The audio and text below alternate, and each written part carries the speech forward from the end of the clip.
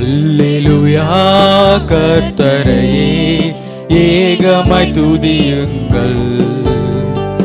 அவர் நடத்தும் செயல்கள் எல்லாம் பார்த்தோரை துதியுங்கள். வல்லமையாய் கிரியை செய்யும் வல்லோரை துதியுங்கள். எல்லோரையும் ஏற்றுக்கொள்ளும் இயேசுவை துதியுங்கள். ராஜாதி ராஜனாம் இயேசுராஜன் பூமியில் ஆட்சி செய்வார்.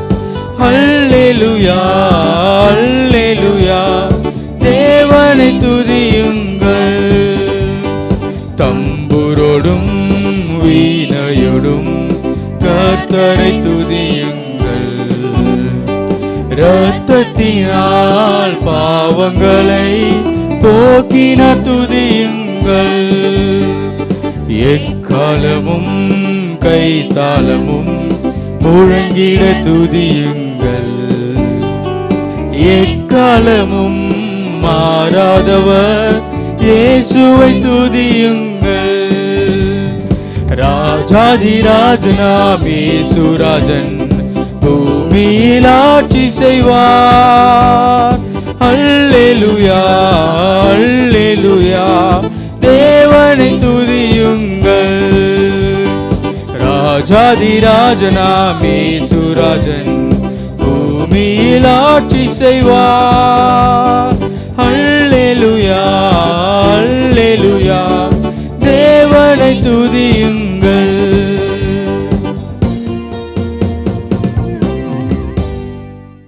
இன்றைய நம்முடைய செய்தியின் தலைப்பு என் ஆத்துமாவே என் ஆத்துமாவே.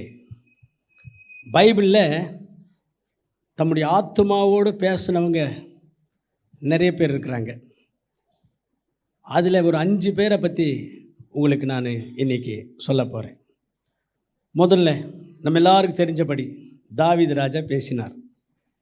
103ஆம் சங்கீதத்தில் 1ஆம் வசனம் 2ஆம் வசனத்தில் என் ஆத்துமாவே கர்த்தரை ஸ்தோத்திரி, என் முழுவலமே அவருடைய பரிசுத்த நாமத்தை ஸ்தோத்திரி. என் ஆத்துமாவே கர்த்தரை ஸ்தோத்திரி, அவர் செய்த சகல உபகாரங்களை மறவாதே என்று. அடுத்தது லூக்கா சுவிசேஷம் 12ஆம் அதிகாரம் 19வது வசனத்தில் பின்பு ஆத்துமாவே உனக்காக அநேக வருஷங்களுக்கு அநேக பொருள்களை நான் சேர்த்து வச்சிட்டேன், நீ ரிலாக்ஸாக இரு, நீ புசி, நீ குடி, சந்தோஷமாக இரு என்று என் ஆத்மாவோடு சொல்லுவேன். தன்னுடைய ஆத்மாவோடு ஒரு ஐஸ்வர்யவான் பேசினதை இங்கே நம்ம வாசிக்கிறோம். அடுத்தது தெபோரா தன்னுடைய ஆத்மாவோடு பேசினாங்க அந்த அம்மா. அந்த வசனத்தை வாசிக்கலாம். நியாயாதிபதிகள் 5ஆம் அதிகாரம் 21வது வசனம். என் ஆத்துமாவே நீ பலவான்களை மிதித்தாய். இன்னொருத்தர் ஆதியாகமம் 49:6. ஆதியாகமம் 49:6. என் ஆத்துமாவே அவர்களுடைய இரகசிய ஆலோசனைக்கு உடன்படாதே. 5வது எரேமியா 4ஆம் அதிகாரம் 19வது வசனம். என் ஆத்துமாவே எக்காலத்தின் சத்தத்தையும் யுத்தத்தின் ஆர்ப்பரிப்பையும் கேட்டாயே. தன்னுடைய ஆத்மாவோடு பேசின 5 பேரை குறித்து நாம் வாசிச்சிருக்கிறோம். ஆத்மாவோடு பேசினவங்க. ஆத்மாவோடு பேசுறதுன்னா தன்னுடைய இருதயத்தில் பேசுறது, உள்ளத்தோடு பேசுறது, மனசாட்சியோடு பேசுறது. தன்னுடைய மனசாட்சியோட தாங்களே பேசுனாங்க, அல்லது தங்களுடைய உள்ளத்தோடு தாங்களே பேசுனாங்க. உங்களுக்கு ஒரு விஷயம் நான் சொன்னால் கிளியராக புரியும். நியூஸ் பார்த்தாலும், பேட்டி எதெல்லாம் பார்த்தாலும், இன்டர்வியூ பண்ணுறாங்களே யூடியூப்பில், அதெல்லாம் பார்த்தா இடையிடையில் ட்ரோல். நம்ம நியூஸ் பார்த்து நிற்போம், டக்குன்னு நான் அப்படி சொல்லவே இல்லையே அப்படின்னு அந்த இன்டர்வியூவில் அவர் சொன்னார்னா, யார் அந்த மந்திரி அல்லது அந்த எம்எல்ஏ உடனே கவுண்டர் பண்ணி காமிப்பாங்க. போய் சொல்லலாம், ஆனால் ஏக்கராக போய் சொல்லக்கூடாதுரா அப்படின்னு அவரை காமிப்பாங்க. அந்த மாதிரிலாம் இப்போது எது பார்த்தாலும் சென்டரில் இந்த ட்ரோல் ஒன்று போட்டு சினிமாவில் சிரிக்க வைக்கிறவங்கெல்லாம் கொண்டு வர்றாங்க. அந்த மாதிரி ஒன்று சொல்கிறேன் பாருங்கள், அப்போ உங்களுக்கு புரியும். நம்மளோட நாமளே பேசுகிறதுனா என்னன்னாக்கா, வடிவேலு அவனே விரல வச்சு காமிச்சின்னு, தேவையா இது உனக்கு தேவையா, உனக்கு இதுவும் வேணும், இதுக்கு மேலே வேணும்டா அப்படின்னு. அதுதான் நம்மளோட நாமளே பேசிக்கிறதுனாக்கா, அதுதான் இங்கே பேசுகிறது. அதெல்லாம் பார்க்கக்கூடாது. நம்ம பிரசங்கம் பண்ணுறோம், கடைசியில் நம்மளே பார்க்க வேண்டியதாக போகுது. அந்த நியூஸ் நம்ம பார்த்துருக்கோம், டக்குன்னு அது வரும். அவர் பேசி எதுனா மேனேஜ் பண்ணிட்டாருனாக்கா, அந்த எம்எல்ஏவோ மந்திரியோ யாரோ ஒருத்தர் பேட்டியில் மேனேஜ் பண்ணிட்டாருன்னா, சொன்னப்பானா இப்படியே மெயின்டைன் பண்ணுறா, இப்படி தான் மெயின்டைன் பண்ணணும் அப்படின்னு அது அவனை போட்டு காமிப்பாங்க. இப்போ மொத்தத்தில் உங்களுக்கு புரிய வைக்கிறதுக்காக தான் இதை நான் சொல்கிறேன். என் ஆத்துமாவே கர்த்தரை ஸ்தோத்திரி அப்படின்னு ஒருத்தர் சொல்கிறார். என் ஆத்துமாவே உனக்கு வேண்டியதெல்லாம் சேர்த்து வச்சுட்டேன், நீ குடி, நீ புசி, நீ அனுபவி அப்படின்னு இன்னொருத்தர் சொல்கிறார். இன்னொருத்தர் சொல்கிறாங்க, என் ஆத்துமாவே பலவான்களை மிதித்து போட்டுட்டேன் அப்படின்னு. இன்னொருத்தர் சொல்கிறாங்க, என் ஆத்துமாவே சூழ்ச்சியாக சில பேர் சிந்திக்கிறாங்க, நீ அவங்களோட போய் சேர்ந்துடாதே. இப்போது இவங்க எல்லாம் தன்னுடைய ஆத்மாவோட பேசுகிறாங்க. தங்களுடைய ஆத்மாவோட பேசுகிறது தான் தன்னுடைய மனசோட பேசிக்கிறது, மனசாட்சியோடு பேசிக்கிறது. அந்த மாதிரி பேசின ஒரு 5 பேர். இங்கே ஒருத்தரை பார்க்குறோம், தாவீது ராஜாவை. அவர் தன்னுடைய ஆத்மாவோடு என்ன பேசுகிறாருன்னா, என் ஆத்மாவே என் முழு உள்ளமே கர்த்தர் செய்த உபகாரங்களை மறக்காதே. என் ஆத்மாவே என் முழு உள்ளமே கர்த்தரை ஸ்தோத்திரி, கர்த்தரை ஆராதனை பண்ணு, கர்த்தர் செய்த உபகாரங்களை மறந்துடாதே அப்படின்ட்டு தன்னுடைய ஆத்மாவோடு அவர் பேசினார். இது என்னன்னாக்கா, இது ஒரு ஆராதனை. தாவீது ராஜா ஆண்டவர் அவருக்கு செய்த நன்மைகளுக்காக ஆண்டவர் ஆராதனை செய்கிறார். அந்த ஆராதனையை அப்படி சொல்கிறார், என் ஆத்துமாவே கர்த்தரை ஸ்தோத்திரி, என்னுடைய முழு உள்ளமே கர்த்தரை ஸ்தோத்திரி. பவுலடியார் சொல்லுவார், நான் உதடுகளினாலும் பாடுவேன், ஆவியினாலும் பாடுவேன்னு சொல்லிட்டு. அதனால நம்ம ஆண்டவர் ஆராதனை பண்ணுறவங்க உதடுகளினாலும் பண்ணலாம், உள்ளத்திலேருந்து வராது. உதடுகளினால ரொம்ப அழகாக ஆராதனை பண்ணலாம், உள்ளத்தினாலும் ஆராதனை பண்ணலாம். மத்தேயு 15:8 இயேசு சாமி சொல்லும்போது, இவங்களுடைய உதடுகளினாலே என்ன அழகாக ஆராதனை பண்ணுறாங்க, ஆனால் இவங்களுடைய உள்ளமோ எனக்கு தூரமாக இருக்குதுன்னு சொல்கிறார். ஆண்டவர் ஆராதனை பண்ணுறதுன்னும் போது உதடுகளினாலே பண்ணுகிற ஆராதனை வீணான ஆராதனை என்று அந்த இடத்துல சொல்வார் இயேசு சாமி. வீணாய் என்னை ஆராதனை செய்கிறாங்கன்னு. அதனால் அருமையான கருத்துப்பிள்ளைகளை, ஆண்டுடைய ஆலயத்துக்கு இந்த ஞாயிற்றுக்கிழமைகளில் ஆராதனை செய்கிறதுக்காகவே நம்ம வரணும், ஆராதனை செய்கிறதுக்காக வரணும். இது ஆண்டவருக்கு ஆராதனை செய்ய வேண்டியது நம்முடைய கடமை. ஆராதனை செய்கிறதுக்காக வரணும். ஆராதனை செய்கிறதுக்காக வரணும் என்றால் என்ன, எப்படி வரணும்? சர்ச்சு ஆரம்பிக்கிற நேரத்துக்கே இங்கே இருக்கணும். பாடல்கள் மூலமாக ஆண்டவர் ஆராதனை செய்யணும், ஸ்தோத்திரங்களை செலுத்தி கர்த்தர் ஆராதனை செய்யணும். நீங்கள் நிறைய பேர் ஆராதனைக்கு வர்றவங்க பாடல் நேரம் முடிஞ்ச பிறகு வர்றாங்க, திருவிருந்து முடிஞ்ச பிறகு வர்றாங்க, ஆராதனை செஷன் முடிஞ்ச பிறகு வர்றாங்க, மெசேஜ் கேட்குறதுக்கு வர்றாங்க, இப்படிப்பட்டவங்களுக்கு பைபிள் கொடுத்துருக்கிற டைட்டில் என்ன தெரியுங்களா? அவங்கெல்லாம் காது நமைச்சல் உள்ளவங்க. காது நமைச்சல் 2 தீமோத்தேயு 4:3. அப்படின்னா என்ன? வசனம் மட்டும் கேட்குறதுக்கு ஆசை அவங்களுக்கு, கேட்டுட்டு கை கொள்ளணும்னு நினைக்கிறவங்களாம் அந்த மாதிரி வரமாட்டாங்க. கை கொள்ளணும்னு நினைக்கிறத விட வசனத்தை கேட்டு கை கொள்ளணும், வசனத்தை கேட்டு சத்தியத்தை கை கொள்ளணும் என்பதை விட அவங்க அதை என்ஜாய் பண்ணணும், அந்த மெசேஜை என்ஜாய் பண்ணணும், பைபிள் நாலேஜை வளர்த்துக்கணும், புது புது விஷயங்களை கற்றுக்கணும். இப்படி தான் இருக்கும். கை கொள்ளணும் என்கிறத விட இந்த மாதிரி எண்ணம் அவங்களுக்குள்ள அதிகமாக இருக்கும். அதனால் ஆண்டவரை ஆராதனை பண்ணுறதுக்கு வர்றீங்க, நேரத்தோடு வரணும். பாட்டு பாடும்போதே இங்கே இருக்கணும். ஆராதனை நம்மளாலும் சேர்ந்து தேவனை ஆராதிக்கணும். வெறும் செய்தியை கேட்குறதுக்கு மட்டுமே நீங்கள் வர்றீங்க, அந்த நேரத்துக்கு வர்றீங்கன்னா உங்களுக்கு பைபிள் சொல்லுது காது நமைச்சல் உள்ளவங்களாம் நீங்கள் இருக்கிறீங்க அப்படின்னு சொல்லுது. புரியுதுங்களா? அப்படி இருக்கக்கூடாது. கர்த்தரை ஆராதனை செய்கிறது ஆண்டு நமக்கு கொடுத்துருக்க பெரிய பாக்கியம், பெரிய ஸ்லாக்கியம். சில சபைகளில் ஆராதனை செஷன்ன்றதே இருக்காது. ஆராதனை செஷனே இல்லை. பாட்டு பாடுவாங்க, சாட்சி சொல்லுவாங்க, காணிக்கையை போடுவாங்க, பாஸ்டர் ஐயா செய்தி கொடுப்பார், மெசேஜ் கொடுப்பார், ஜபம் பண்ணுவார், ஆசீர்வாதம் பண்ணுவார், அனுப்பிச்சிடுவார். அது மாதிரி நிறைய சபைகள் இருக்குது. ஒரு சில சபைகளில் ஆராதனை இருக்கும், ஆனால் மக்கள் ஆராதனை செய்கிறதுக்கு அவ்வளோ ஆர்வமாக இருக்க மாட்டாங்க. அந்த ஆராதனை செய்கிற நேரத்தில் வெளியில் இருப்பாங்க, குழந்தைங்களை வச்சுன்னு இருப்பாங்க, வெளியில் யார்கிட்டயே பேசிட்டு இருப்பாங்க. ஆராதனை செய்கிற நேரத்தில் தான் அப்படி வெளியே போயிட்டு வர்றது இதெல்லாம் நடக்கும். ஒரு ஆவியோட உண்மையோட ஆண்டவரை ஆராதனை செய்கிறதுக்கு ஆராதனை செய்கிற அந்த இடத்துல நிற்க மாட்டாங்க. அப்படி இருக்குது சில பேர். ஆனால் சில சபைகளில் ஆராதனை இருக்குது. என்ன ஆராதனை? எல்லாரையும் எழுப்பி நிற்க வைப்பாங்க, ஒரு 3-4 பாட்டு பாடுவாங்க, ஆராதனை முடிந்து விட்டது, இப்பொழுது கர்த்தருடைய செய்தியை நாம் தியானிப்போம் அப்படின்னு பாடல்கள் மூலமாக மட்டுமே தேவனை ஆராதனை செய்கிறாங்க. பாடல்கள் மூலமாய் மட்டுமே தேவனை துதிக்கிறாங்க.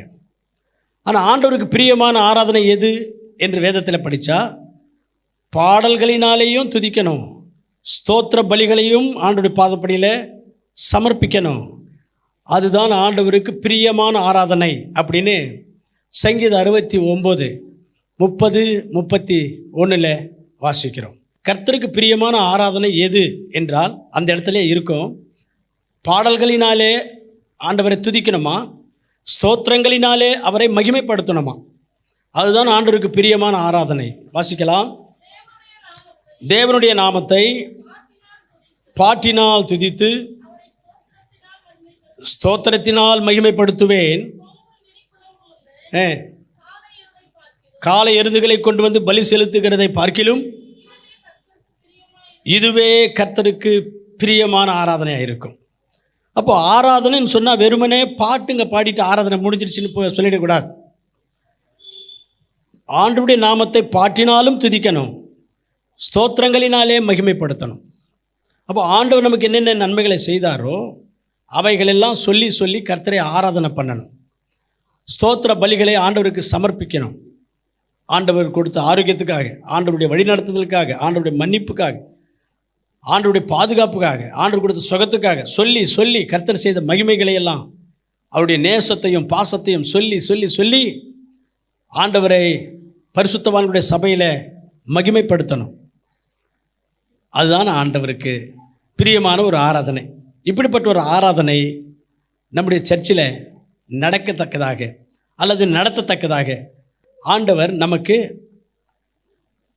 அந்த விஷன் தந்திருக்கிறார். அந்த விஷன் படி, அந்த தரிசனத்தின்படி ஆராதனை செய்கிறோம். ஆனால் நீங்கள் ஆராதனைக்கு நேரத்தோடு வர்றதில்லை, ஆராதனை பண்ணுறதில்லை. அருமையான கர்த்தர் பிள்ளைகளே, கர்த்தரை ஆராதனை பண்ணணும் என்பது ஆப்ஷன் இல்லை. எப்போ வேணாலும் வரலாம், வந்தால் வரலாம், இல்லைன்னா இல்லை, அப்படியெல்லாம் இல்லை. ஆண்டவரை ஆராதனை பண்ண வேண்டும் என்பது ஆண்டவருடைய கட்டளை. ஆண்டவருடைய கட்டளை மத்தேயு சுவிசேஷத்தில் 4ஆம் அதிகாரத்தில் கர்த்தர் இயேசு கிறிஸ்து இதை சொல்கிறார். ஆண்டவரை ஆராதனை பண்ணுவது என்பது நமக்கு அது கட்டளையாக இருக்கிறது என்று அந்த இடத்துல சொல்கிறார். ஆகவே ஆண்டவரை ஆராதனை பண்ணுவது என்பது இது ஆண்டவருடைய கட்டளை. இன்றைக்கி நாம் என்ன பண்ணுறோம்? தாவீது ராஜாவை போல தேவனுடைய ஆலயத்துக்கு வந்து கர்த்தர் செய்த உபகாரங்களை நினைவு கூர்ந்தவர்களாக ஒவ்வொரு நன்மைகளுக்காக ஆண்டவரை நாம் ஆராதிக்கணும். அந்த 103ஆம் சங்கீதத்தில் படிப்போமானா, கர்த்தர் தாவீதுக்கு செய்த நன்மைகளை ஒரு 5 வசனங்களுக்குள்ளவே 5 நன்மைகளை சொல்கிறார் அந்த இடத்துல. அப்படியாக அந்த அதிகாரம் முழுவதிலேயும் கர்த்தர் செய்த நன்மைகளையும் உபகாரங்களையும் சொல்லி தாவீது ராஜா ஆராதனை செய்தது போலவே நாமும் கூட கர்த்தர் செய்த உபகாரங்களை மறக்காம, அந்த வாரம் முழுவதிலேயும் கர்த்தர் எவ்வளோ செய்கிறார்களே அதெல்லாம் மறக்காம நன்றி உள்ள இருதயத்தோடு கர்த்தரை ஆராதனை செய்யணும். கர்த்தர் செய்த உபகாரங்களை மறந்துடுவோமானால், அல்லது அதுக்குரிய துதி ஸ்தோத்திர ஆராதனைகளை ஆண்டுடைய பாதப்பிள்ளை சமர்ப்பிக்காம அதை அலட்சியப்படுத்துவோமானால், கர்த்தருடைய உபகாரங்களை மறந்து விடுவோமானால், நம்முடைய வாழ்க்கை துக்கத்துக்குள்ளும் கண்ணீருக்குள்ளும் போகும். வசனத்தை வாசிக்கலாம் பாருங்க. எரேமியா 3ஆம் அதிகாரம், எரேமியா 3ஆம் அதிகாரம் 21வது வசனத்தில் இஸ்ரவேல் மக்கள் ஆண்டவருடைய நன்மைகளையும் உபகாரங்களையும் மறந்துட்டாங்களாம். அதனால அவங்க நிலைமை என்ன ஆச்சுன்னு அங்கே வாசிக்கிறோம். இஸ்ரவேல் புத்திரர் தங்களுடைய வழிகளை மாறுபாடாக்கி தன் தேவனாகிய கர்த்தரை மறந்துட்டாங்க. தாவீது ராஜா இந்த இடத்துல என் ஆத்மாவே கர்த்தரை மறக்காதேன்றாரு. இஸ்ரவேல் மக்கள் மறந்துட்டாங்க. மறந்ததின் நிமித்தம் அழுது கொண்டே விண்ணப்பம் பண்ண வேண்டிய சூழ்நிலை அவங்களுக்கு ஏற்பட்டது. கர்த்தர் செய்த நன்மைகளையும் உபகாரங்களையும் மறந்துட்டு ஒரு நன்றி விசுவாசம் இல்லாமல் நாம் ஆண்டவர் ஆராதனை செய்யாமல் இருப்போம் என்றால், அழுதுகிட்டே ஆண்டவரை நோக்கி ஜபம் பண்ண வேண்டிய, விண்ணப்பம் பண்ண வேண்டிய, கூக்குரலிட வேண்டிய சூழ்நிலைக்குள்ளே போயிடுவோம். அதனால் அருமையான கர்த்தர் பிள்ளைகளே, கர்த்தருடைய நன்மைகளையும் உபகாரங்களையும் மறக்காமல் ஞாபகம் வச்சுக்கிட்டு ஞாயிற்றுக்கிழமைகளில் தேவனுடைய ஆலயத்துக்கு வரும்பொழுது உங்களுடைய உள்ளத்தின் ஆழத்திலிருந்து தாவீது ராஜாவை போல ஆண்டவரை ஆராதனை செய்ய நீங்கள் ஆயத்தப்படணும். பாடல்கள் மூலமாகவும் துதிக்கணும், ஸ்தோத்திரங்களை சொல்லி ஸ்தோத்திர பலிகளை சமர்ப்பித்து அவரை மகிமைப்படுத்தணும். இப்படிப்பட்ட ஒரு ஆராதனை செய்யறதுக்கு ஆர்வத்தோடும் ஆசையோடும் ஆயத்தத்தோடும் ஒவ்வொரு ஞாயிற்றுக்கிழமையும் தேவனுடைய ஆலயத்துக்கு நீங்கள் வரணும். அப்படி வந்து தேவனுடைய ஆலயத்தில் ஆராதனை செய்வோமானால் தேவன் நம்மை ஆசீர்வதிப்பார் என்று அவர் சொல்லியிருக்கிறார். ஆண்டவர் நம்மை ஆசீர்வதிப்பார் என்று அவர் சொல்லியிருக்கிறார். சகரியா தீர்க்கதரிசன புஸ்தகத்தில் 14ஆம் அதிகாரம் 17ஆம் வசனம். சகரியா தீர்க்கதரிசன புஸ்தகம் 14ஆம் அதிகாரம் 17ஆம் வசனத்தில் வாசிச்சா ஆண்டவர் அங்கே சொல்கிறார் பாருங்க. பூமியின் வம்சங்களில் சேனைகளின் கர்த்தராகிய ராஜாவை தொழுது கொள்ள எருசலேமுக்கு யாரெல்லாம் வரமாட்டாங்களோ, அங்கே இருக்கிற ஆலயத்துக்கு, எருசலேம் இருக்கிற ஆலயத்துக்கு யாரெல்லாம் வரமாட்டாங்களோ அவர்கள் மேல் மழை வருஷிப்பதில்லை. அப்படின்றது என்ன? அவங்களுக்கு ஆசீர்வாதம் கிடைக்காது. அதனால கர்த்தருடைய ஆசீர்வாதம் சுதந்திரிச்சு கொள்ளணும்னு சொன்னால் நன்றி உள்ள இருதயத்தோடு நேரத்தோடு ஆண்டுடைய ஆலயத்துக்கு வந்து கர்த்தர் செய்த நன்மைகளையும் உபகாரங்களையும் நினைவு கூர்ந்து முழு உள்ளத்தோடு ஆண்டுடைய நாமத்தை பாடல்கள் மூலமாகவும் ஸ்தோத்திர பலிகள் மூலமாகவும் தொழுது கொள்ள வேண்டும், ஆராதிக்க வேண்டும். இப்படிப்பட்ட ஒரு அனுபவத்தோடு கூட நாம் வாழ்ந்து ஆண்டுடைய ஆசீர்வாதங்களை நாம் சுதந்திரித்து கொண்டு அநேகருக்கு ஆசீர்வாதமாய் ஜீவிக்க கர்த்தர் நமக்கு கிருபை செய்வாராக. ஜெபம் செய்வோம். எங்களை நேசிக்கிற பரலோகத்தின் பிதாவே, இந்த ஆசீர்வதிக்கப்பட்ட நாளுக்காக நன்றியோடு நம்ம துதிக்கிறோம், சோத்திரிக்கிறோம்.